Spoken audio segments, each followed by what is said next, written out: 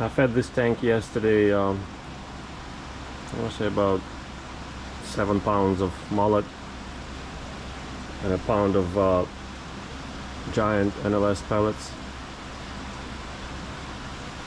Water's a little bit cloudy because of that. I noticed after each heavy feeding it's gonna clear up and get clearer in a day or two. But anyhow, I wanted to talk a little bit about the iridescent sharks. I noticed, see how heavy they're breathing. This is our biggest one. It's about 3 feet. Blind. It doesn't hurt it though. That's Mark's rescue from about maybe a year and a half ago, a year ago. About 2.5 foot. See how heavy it's breathing? I mean, that breathing reminds me of fish when they're dying, they're breathing that heavy. But I noticed after each feeding lately, they're like that. The same goes more or less for the albi, the albino iridescent shark over there in the to the back in the middle. Right now it's not too bad, but because she doesn't, I mean, my explanation is, or correlation that I noticed, it's because of the feeding on the mullet. Usually they're only eat pellets, but lately either they don't get enough pellets, or maybe because this spawning season is upon us, and I noticed that they take a lot of mullet now. I mean, each iridescent shark, the black ones, the normal colored ones, takes about 5-6 mullet, finger mullet, about 6 to 8 inches long. And this is what I think causes them to breathe so heavy the next day or two. I mean, this is gonna go for a whole day or maybe even into tomorrow.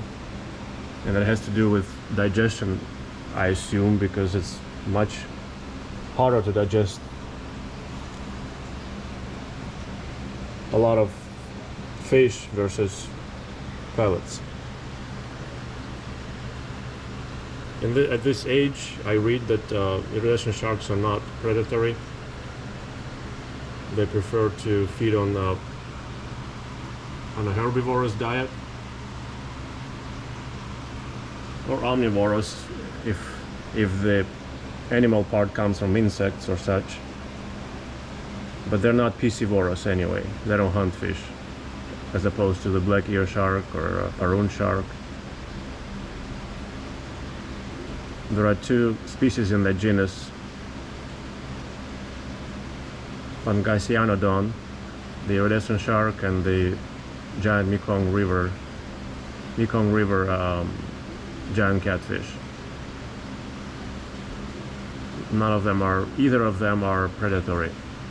So I assume that it's very hard for them to digest, or it's demanding of their body to digest fish, especially in the oxygen department. That's why they're breathing so heavy.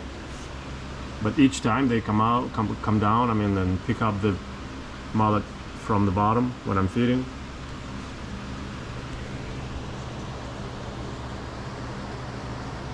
And as I said, they eat a lot of it. So instinctively, at least, they don't have an instinct to tell them that, you know, this can be dangerous for them. Don't do that. In years prior, I also noticed that our prior iridescent sharks also started taking fish before the spawning season, and then when that passes, they stop doing that. So I think this has to do with that, and not with not enough pellets, because they take fish while pellets are laying around. More pellets for them to find and take. There's Albi. Yeah, she's breathing okay. Okay. Not too bad. Maybe she just ate 1 or 2 or 3 mullet yesterday. But the 2 normal colored ones ate a lot yesterday, I know. Half a dozen at least.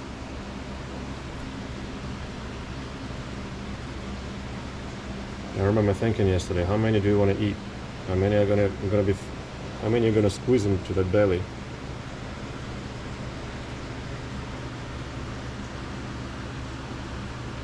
I wonder what you guys think, what your observations are on the iridescent sharks. I mean, have you noticed, have you ever had occasions where an iridescent shark would eat a lot of fleshy, meaty, fishy feed and then develop a sickness or even die maybe?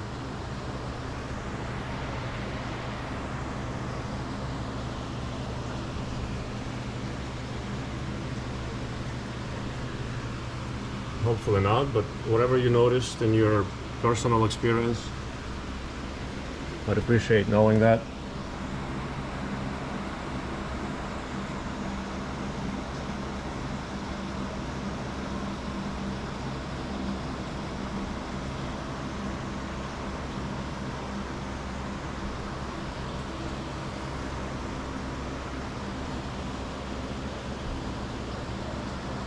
They're very timid, very shy fish, skittish, easily spooked.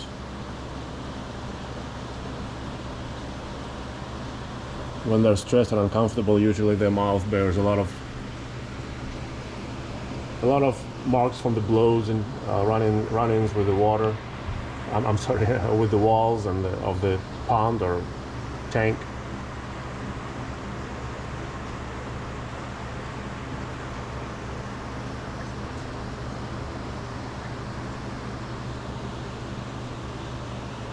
I don't know how old former marks iridescent shark this one is. I'm guessing it's about 5 years old. 3 to 5 or so. They grow quickly, unless they're really, really runty. We'll get calls from the food fish. They're marketed as swai, SWAI. You can buy them almost at every frozen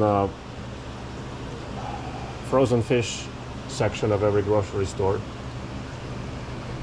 An entry level, cheap, but I think it's still good.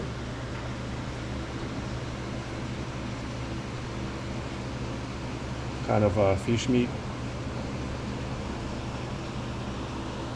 The one that's without the eyes, I mean with the heavily cataracted eyes, I want to say that one is about 10 years old. I've never seen him be bigger than 3 feet like that guy right there in the middle. Most usually it's 2.5 foot is tops for them. Sometimes if you keep them more than 5 years, they will reach 3 feet. But I've never seen anything over that. I read that the breeders at the farms are about 4 foot fish. So maybe if you give them 20, 30 years, 50 years, they will reach 4 feet. But again, what we get in our hobby are runts, culls, refuse from the farming operations, farming them for food. All farmers cull their fish, the underperformers, the one that grow too slow, and hurt their bottom line of the farmer.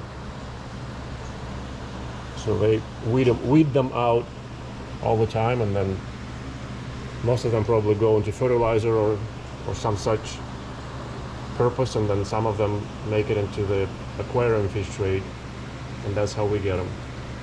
That's why we'll often have slow or small growing ones in the aquarium trade. Well, anyhow, just wanted to touch base on that heavy breathing after eating fish in the iridescent sharks, and see if you noticed, if you have also noticed that with your iridescent sharks.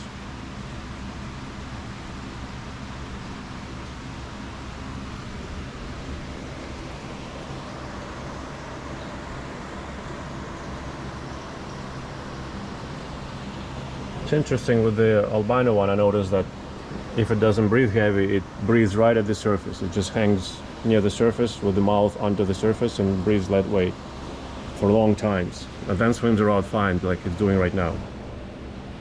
So there is some kind of a different reaction to eating fish. They often gulp air, as you could just saw. They supplement by breathing air a lot.